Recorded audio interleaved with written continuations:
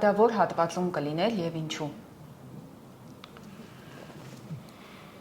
Շնորհակալ եմ, Սելա։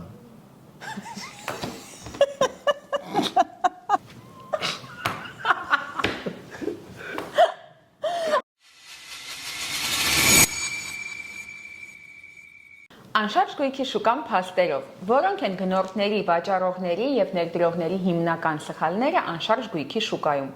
Ողջույն, ես Անժելան եմ եւ այսօր Լևոն Կոստանյանի հետ կվերլուծենք շուկայի մասնակիցների հիմնական խնդիրները։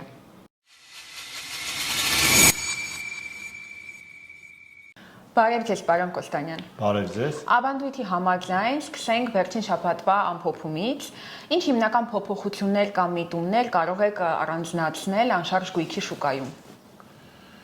Վերջին շաբաթվա վերլուծությունները եւ գնահատումները հիմք են տալիս եզրակացնելու, որ շուկայում տարեսկզբի համեմատ ամեն դեպքում գնաճի դինամիկա դիտարկվում է։ Ես ուզում եմ արձանագրենք, որ ինչ ես ներկայացնում եմ, խոսքը վերաբերվում է դոլարային արտահայտությամբ վերլուծությունների, քանի որ մեր անշարժ գույքի շուկայում ցավոք սրտի դեռ դոլարի փոխարժեքով են գործարքները, գնառաչարկները։ Այդպես ենք սովոր երևի թե։ Դրա համար հիմնականում, որպեսզի պարզ լինի մեր դիտորդներին եւ բոլոր շուկայի մասնակիցներին, մենք մեր վերլուծությունները ամեն դեպքում իրականացնում ենք անշարժ գույքի համար հենց ԱՄՆ դոլարով եւ եթե խոսենք հենց գնաճի կամ արժեզրկման մասին, պետք է այսօր արձանագրենք, որ տարեսկզբի համեմատ նույնիսկ այսօր ունենք իրական գնաճ հենց բնակարանային սեգմենտի մասով։ Եթե ընդհանուր ամփոփիչ ասեմ, շուկայի բոլոր սեգմենտներում արժևորում է դիտարկվում եւ գրեթե տենց միավորներ չկան անշարժ գույքի կամ նշանակություն չկա, որ ասեմ այս սեգմենտում մենք արժեզրկում ունենք կամ գները նվազել են։ Հիմնականում, եթե խոսենք Երևան քաղաքի մասին, բնակարանային սեգմենտը թե առաջնային, թե երկրորդային շուկայում մեր վերլուծությունների համար դոլարային արտահայտությամբ գները արժևորվել են եւ կարծում եմ մոտակա ժամանակներում այդ տենդենսը շարունակական է լինելու, ոնք որ շարունակական անշարժ գույքի օբյեկտներ են ձեռք բերում այստեղ, ինչու՞ չէ նաեւ մեր արտերկրի մյուս հայրենակիցների կողմից ձեռք բերվող օբյեկտների քանակը վերջին շրջանում եւս աճել է։ Ինչ հաճելի է։ Հաճելի է, այո, ինչը պետք է ենթադրվեր, որովհետև ամեն դեպքում ես կարծում եմ,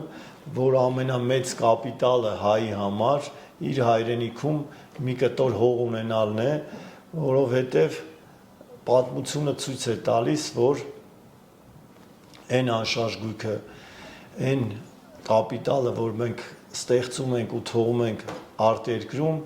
դա հետագա սերունդների համար այդքան էլ չի ծառայում։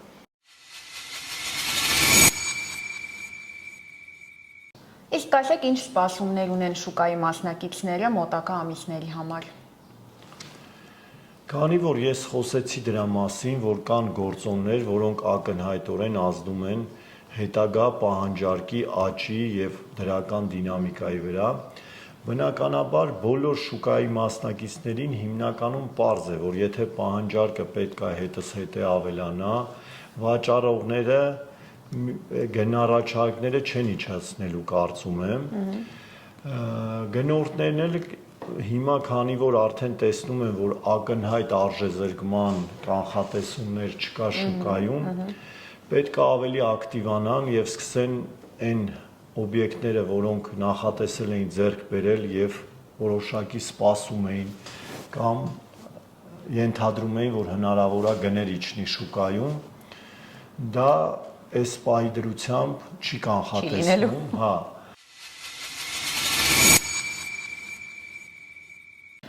Կասեք առաջնային շուկայի ակտիվությունը ինչպես է անդրադառնում երկրորդային շուկայի վաճառքի վրա։ Քանի որ առաջնային շուկայի առաջարկը ունի իր կանոնները ու ձևավորում է իր համար առանձին պահանջարկ, թեև որոշ գնորդներ կարող են եւ առաջնային եւ երկրորդային շուկայում փնտրել բնակարաններ, բայց հիմնականում առաջնային շուկան ունի իր գնորդների քանակը եւ երկրորդային շուկան իր գնորդների եւ մեկը մյուսին ոչ այդքան փոխկապակցված է եւ ամեն սեգմենտում իր կանոններն են գործում այդքանը։ Օրինակ ես սիրում եմ երկրորդային շուկայի բնակարանները։ Դե դրա համար եմ ասում, ու քանի որ մենք հիմնականում առաջնային շուկան դեռ նոր է տարածվում մյուս մարզային քաղաքներում, որովհետև հիմնականում Երևանամերձ հատվածներում քաղաքներում է սկսվել նորակառույցների շինարարությունը, դեռ ընդհանուր հանրապետության շուկայի վրա տենց անդրադարձ չկա։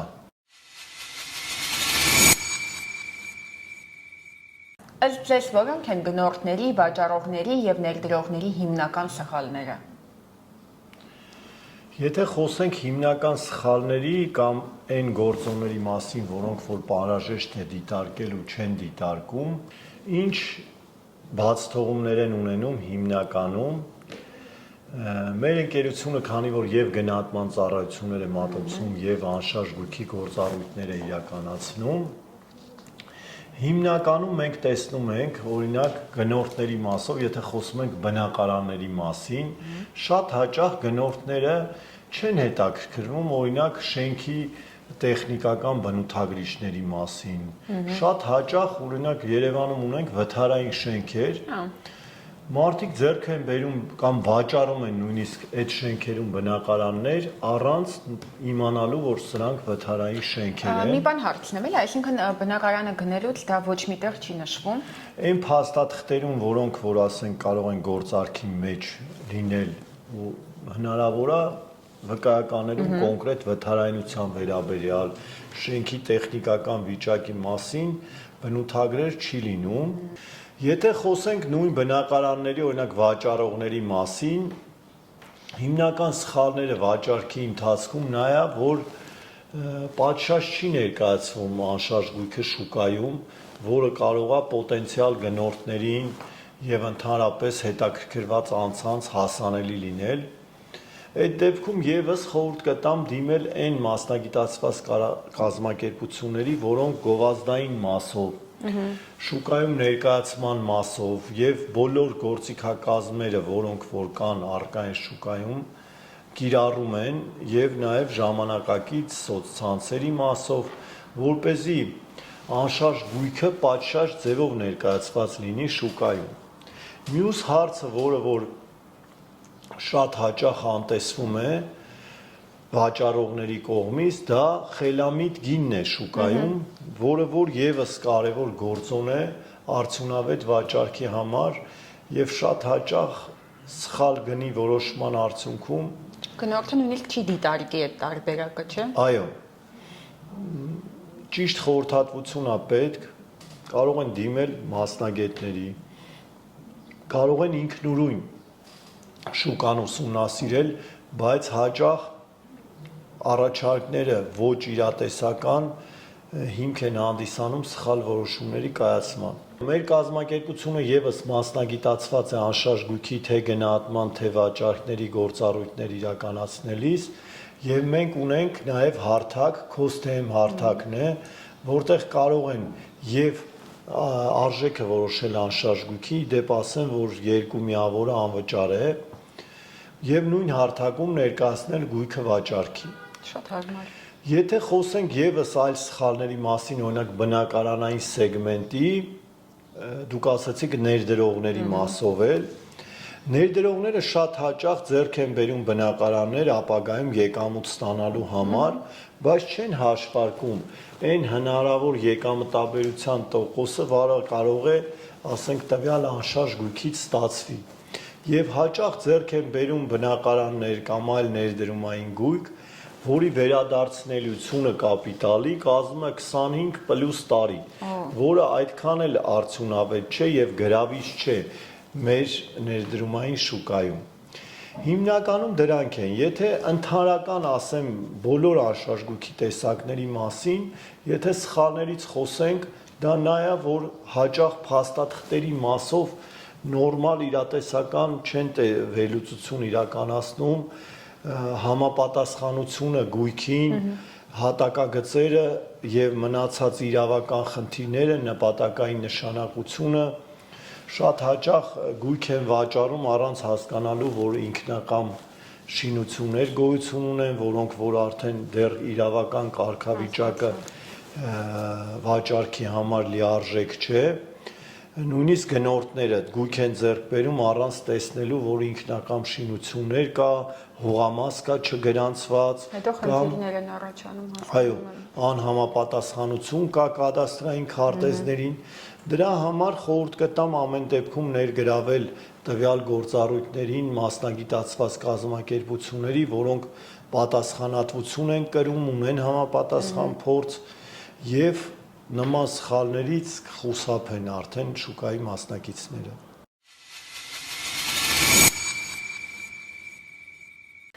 Կասեք, որքան ժամանակում է միջին հաշվարկով վաճառվում բնակարանը Երևանում։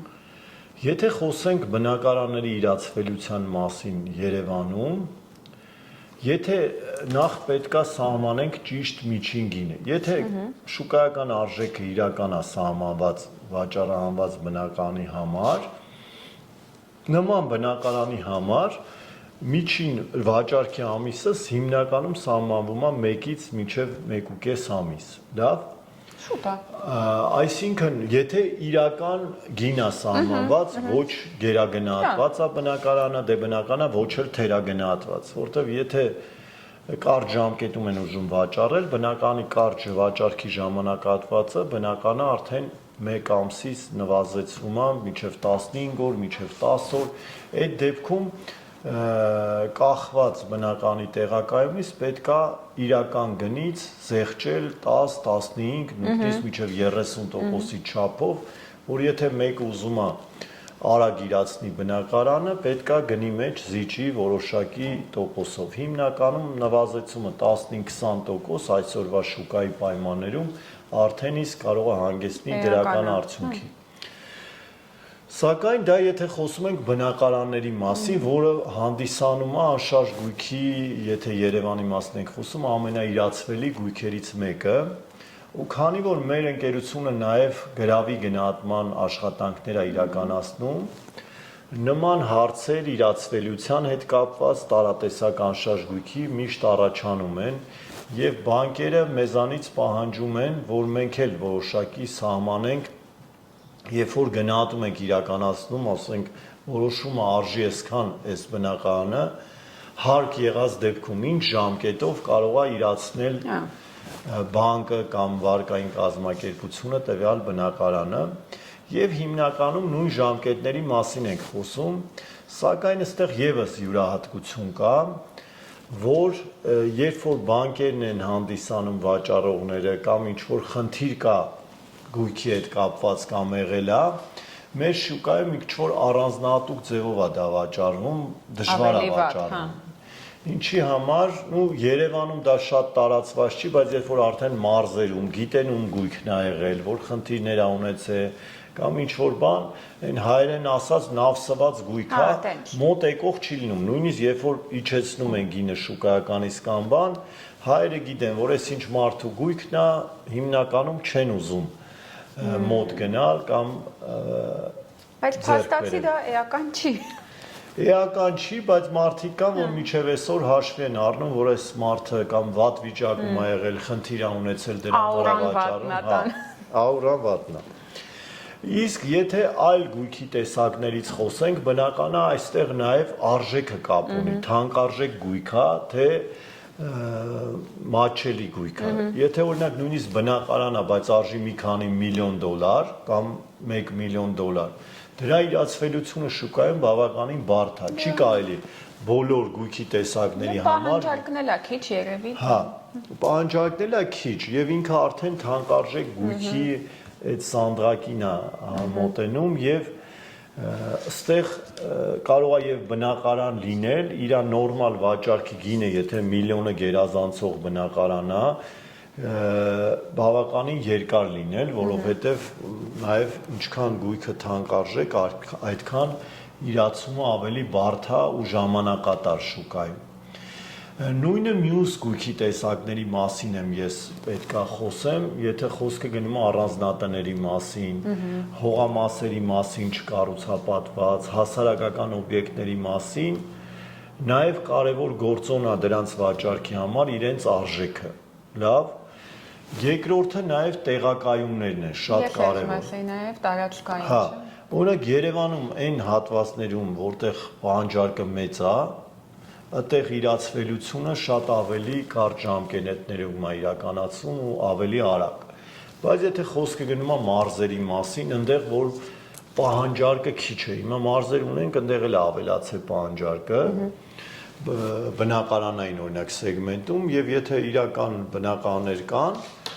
շատ արագ վաճառում են, մինչև 1 ամիս նույնիսկ նորմալ վաճառքի ժամկետներ են։ Դա երևի Երևանին մոտակա Ոչ, նաև գործոններ կան, որ հեռավոր նույնիսկ քաղաքներում կամ գյուղերում այսօր պահանջարկ առաջացել օրինակ մատչելի բնակարանների ու սկսել է արագ վաճառվել, որ նախորդ տարիներով 1-2 գործարք էր արձանագրվում մարզերում, ասենք կոնկրետ տվյալ հատվածում օրինակ եմ ասում, չեմ ասում 1-2 գործարք ա եղել, հիմա շատացել են գործարքները։ Այսինքն այստեղ իրացվելիության մասին որ խոսում ենք, եթե ձեզ Երևանն է հետաքրքիր այսօրվա դրությամբ, այո, այսօր նմանատ գնաճը դինամիկան կա եւ արագ են սկսել բնակարանները վաճառվել, եթե իրական գնով են։ Բայց մարզերում այլ տեսակ գույքերի մասին կամ Երևանում, եթե խոսենք, ասենք կոմերցիոն տարածքների, որոնք թանկարժեք են կամ եկամտաբերությունը ոչ այդքան մեծ է, դրանց համար անշարժ գույքի օբյեկտների հնարավոր է մինչև 3-6 ամիս նորմալ ժամկետ լինի իրացվելիության ու մեր շուկայում դա լինի իրացման խելամիտ ժամանակահատված։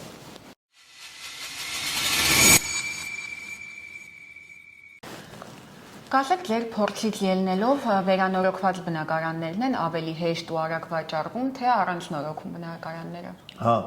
շատ հետաքրքիր լավ հարց եք տալիս, որովհետև այդ հարցը տարածված է նաև մեր հաճախորդների մոտ, շատ հաճախ, երբ որ ուզում են բնականը վաճառել կամ բնականը վարձակալության հանձնում են նորոգված բնակարանները ավելի հեշտ, բայց եթե գնում է խոսքը վաճառքի մասին, ստեղ շատ կարևոր է ուշադրություն դարձնել այդ ներքին հարդարանքը, որը իրականացնում են մեր պահանջարկին շուկայի ձևավորված մոտ է թե չէ, որովհետև շատ հաճախ վաճառողները այնպիսի ներքին հարդարանք են իրականացնում, որ իրանց է հարմար, բայց մեծամասնության գնորդներին ճաշակին չի համապատասխանում։ Դա կարող է լինեն գույներ, էլեմենտներ նորոգման, որ ընդհանրապես չի համապատասխանում, ասենք, շուկայի պահանջներին։ Բնականon նման ներքին հարդարանքի արկայությամբ բնակարանները դժվար կվաճառվեն, բայց եթե ճաշակով ներքին հարդարանք է իրականացված առանց հավելյալ, ասենք, ստեղծագործական ճակերտներում նեյտրալ ավելի պիտի լինի։ Ճիշտ գույներ են ընտրված, որոնք որ ասենք չեն պարտադրում ինչ որ հատուկ ինտերիեր, հատուկ կահույք, այդ ստանդարտ այսօր համապատասխանող նորավոճ ժամանակակից ճաշակին ներքին հարդարանքը ունի պահանջարկ եւ նաեւ մենք էլ ունենք գնորդներ պահանջարկ, որոնք որ ասում են մեզ ավելի ձեռնտույա ներքին հարդարանքով բնակարան ձեռք բերել։ Նաեւ կներեք, կարծում եմ շատերը կցանկանան ավելի մատչելի գնեն բնակարանը առանց հարդարանքի, չէ՞։ Հա, եւ երկրորդ տարբերակը, հա, հիմնականում եթե խոսքը գնում է բնակարանների մասին, որոնք որ ձեռք են բերվում հենց անձնական բնակվելու օգտագործման համար, հիմնականում հայ գնորդը ուզում է իր ճաշակով լինի իր բնակարանը, բաժանումները համապատասխան իր պատկերացումների, իր գույներով լինի եւ այդ ժամանակը չեն ափսոսում, որպեսզի իրանք ինքնուրույն իրականացնեն ներքին հարդարանքում։ Բայց ստեղ եւս չեմ կարող միանշանակ ասել, որը ավելի բարձր իրացվելություն ունի առանց ներքին հարդարանքի, թե ներքին հարդարանքով։ Իրավիճակից է կախված, այդ ձեր ասած ժամանակից տրամադրելու։ Եվ այդ գնորդները կան շուկայում եւ բավականին շատ են, որոնք որ ուզում են առանց ներքին հարդարանքի բնականը լինի, բայց կա նաեւ մեծ պահանջարկ այն բնականների համար շատ գնորդներ ունենք, որ չեն ուզում մտնել այդ շինարարական process-ի մեջ, կամ ժամանակ չունեն, կամ օրինակ մեր արտերկրի գնորդներն են, որոնք որ չեն ուզում շփվել այդ կառուցապատման ներքին հարդարանքի իրականացման գործընթացի հետ։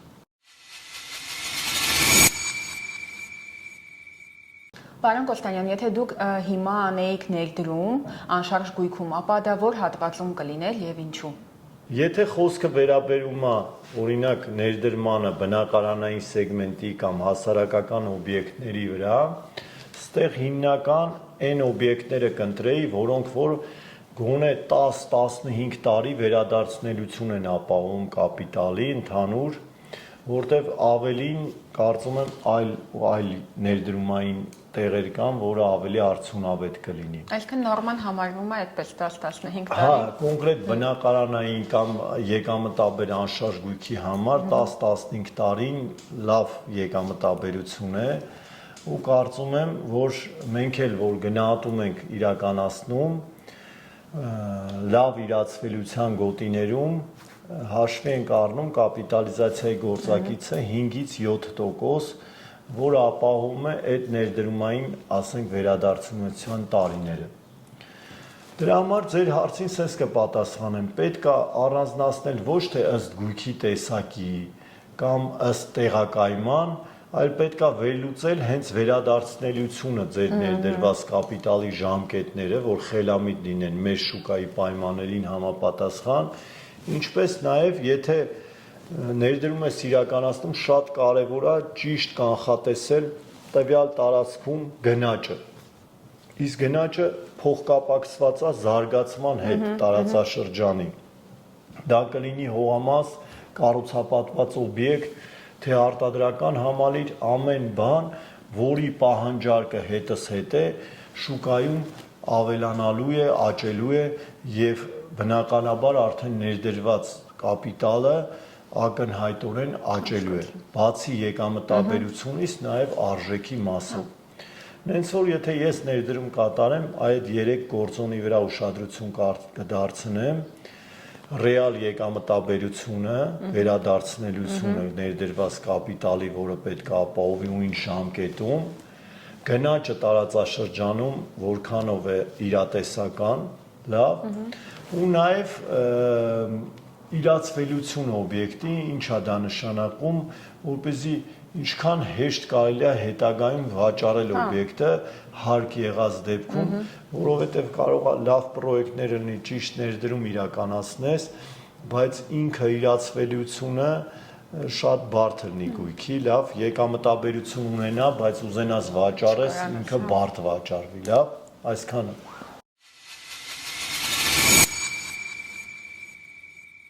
Շնորհակալություն հետաքրքիր զրույցի եւ օգտակար ինֆորմացիայի համար։ Անշարժ գույքի շուկայում ճիշտ որոշումները սկսվում են ճիշտ տեղեկատվությունից։ Բաժանորդագրվեք մեր սոցիալական հարթակներին եւ հետեւեք Անշարժ գույքի շուկան փաստերով ոդկասթին։ Մեր գլխավոր գործընկերն է Cost EM-ը։ Անշարժ գույքի գնահատման առաջին միասնական հարթակը Հայաստանում։ Մինչ հանդիպում։